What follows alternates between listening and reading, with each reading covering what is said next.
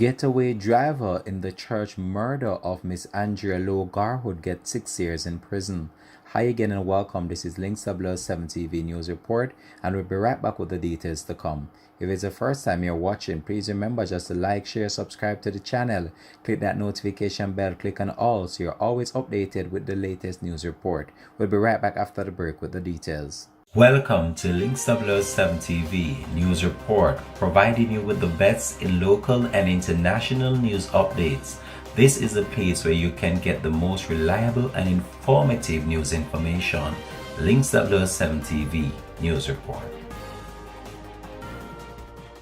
Welcome back and thanks for joining us for Links W 7 TV News Report.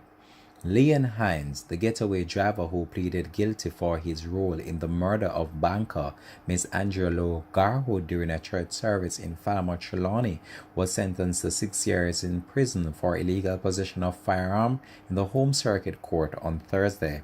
Hines was also sentenced to 1 year for accessory to the fact to murder, but he will only serve 6 years as the sentence are to run concurrently.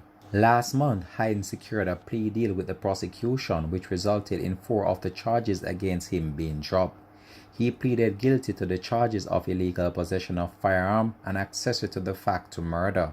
On the other hand, he pleaded not guilty to the charges of conspiracy to murder, accessory before the fact to murder, and misprision of felony. The overall move forms part of a plea deal he signed with the prosecution. 51-year-old Miss Andrea Lowe-Garwood was shot dead during a worship session at the Agape Christian Fellowship Church on January 31. The other 2 men are charged with her killing. They are Stephen 29, Javon Jonoy Garwood, who is charged with murder and conspiracy to murder and to commit murder, and Dwight Bingham, who is also charged with murder, illegal possession of firearm, and illegal possession of ammunition. Their cases are presently before the Trelawney Circuit Court.